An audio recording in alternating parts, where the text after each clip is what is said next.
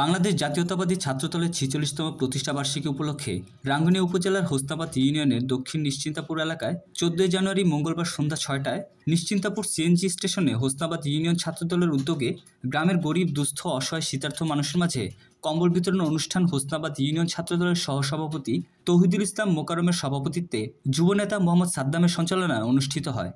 এতে প্রধান অতিথি হিসেবে বক্তব্য রাখেন রাঙ্গুনিয়া উপজেলা যুবদলের আহ্বায়ক বিশিষ্ট সমাজসেবক ও রাজনীতিবিদ মোহাম্মদ সেকান্দার আলী। বিশেষ অতিথি হিসেবে বক্তব্য রাখেন হোসনাবাদ ইউনিয়ন বিএনপির সাধারণ সম্পাদক ফয়েজ আহমদ তালুকদার, ওয়ার্ড বিএনপির আহ্বায়ক খোরশেদ আলম, রাঙ্গুনিয়া উপজেলা যুবদলের যুগ্ম আহ্বায়ক মোহাম্মদ সালাউদ্দিন, ইউনিয়ন যুবদলের আহ্বায়ক ইয়াসিন আরাফাত, ইউনিয়ন স্বেচ্ছাসেবক দলের আহ্বায়ক হোসেন তালুকদার, ইউনিয়ন শ্রমিক দলের আহ্বায়ক আবুল কাশেম, জেলা ছাত্রদলের সহ সাংগঠনিক সম্পাদক সোহেল উদ্দিন, নুরুল আলম সওদাগর, বাহারুদ্দিন বাবু, ইউনিয়ন যুবদলের যুগ্ম আহ্বায়ক মোহাম্মদ লোকমান, মোহাম্মদ ইউনুস, আব্দুল কুদ্দুস, কাউসার জাকারিয়া, নাজিম উদ্দিন, মহিউদ্দিন, দুলাল, আলতাফ হোসেন, মতিউর রহমান সহ অন্যান্যরা। আলোচনা অনুষ্ঠান শেষে হোসনাবাদ ইউনিয়নের বিভিন্ন জায়গা হতে আগত গরিব দুস্থ অসহায় শীতার্থ মানুষের মাঝে কম্বল বিতরণ করেন।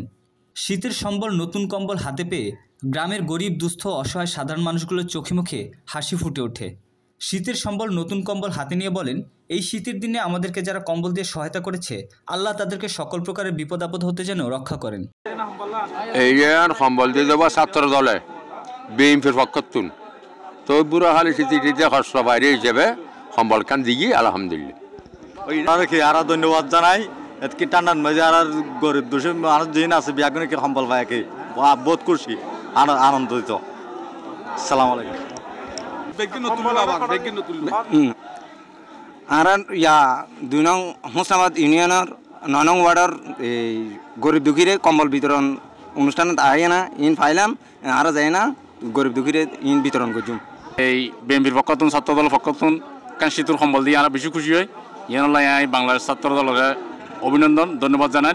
সবসময় বাংলাদেশ বিএনপি যেন মানুষের পাশে থাকে তার মতো ইয়ানুল্লাহ এরা নিরহ মানুষ হলে অত্যন্ত খুশি। ধন্যবাদ আছে।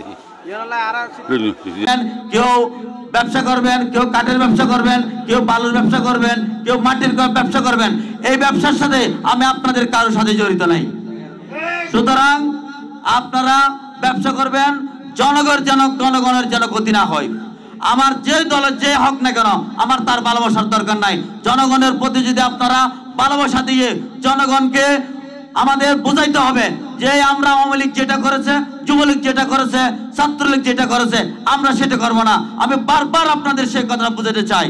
সুতরাং আমরা এখানে রাজনীতি করব, সুন্দর সমৃদ্ধির রাজনীতি করব। গণতন্ত্রে ফিরিয়ে এসেছে, কথা বলার অধিকার ফিরিয়ে এসেছে। সেই জন্য আমরা যে আজকে কথা বলতে পারতেছি সেই জন্য আল্লাহর দরবারে আমাদের শুকরিয়া করা দরকার। ভাই আমাদের এই যে এতদিন যদি আমরা এই আওয়ামী লীগ সরকার যদি চলে না যেত, এই দেশ থেকে শেখ হাসিনা যদি চলে না যেত, আপনারা এখনো কথা বলতে পারতেন? আমরা কি এখনো ক্ষমতায় এসেছি? বিএনপি ক্ষমতায় এসেছে, তার কেন বলবেন বিএনপির কেন বদনামে হবে? কেন বিএনপির নেতৃত্বের বদনামে হবে? বিএনপির নেতৃত্বের বদনাম আপনারা কেউ করবেন না।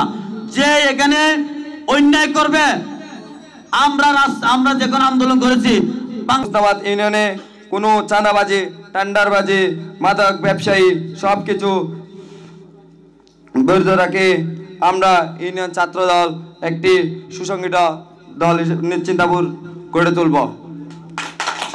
এই আশা পরিচয় দেবে না। আমি যদি বিএনপি সেক্রেটারি হয়ে যদি আমি দেশের দুর্নীতি করি তাহলে আমাকে আমার কথা কেউ আমাকে একটা ভোটও দেবে না। এইটা আমি দলকে অনুরোধ করছি, যারা আমার ছাত্র দল, যুব দল, যে কৃষক দল যারা আছে তাদের প্রতি আমার হাত জোর হচ্ছে যে আপনারা সব সময় ধৈর্য সহকারে থাকবেন। নির্বাচন পর্যন্ত আপনাদেরকে অপেক্ষা করতে হবে। আপনারা 10টা করে অনেক ওয়ার্ডে 4টা 5টা করে দিছে। সবাই চাইছে যারা গরিব গুণে আছে সবাইকে বিতরণ দিয়েছে। সবাই কেউ গুসা হবেন না, কেউ রাগ করবেন না। এখানে কোনো সরকারি অর্থায়ন আসে নাই। এখানে যারা প্রবাসী হল, যারা এলাকার যারা সহযোগিতা করছে সবাই একটু হাত অর্থ দিয়ে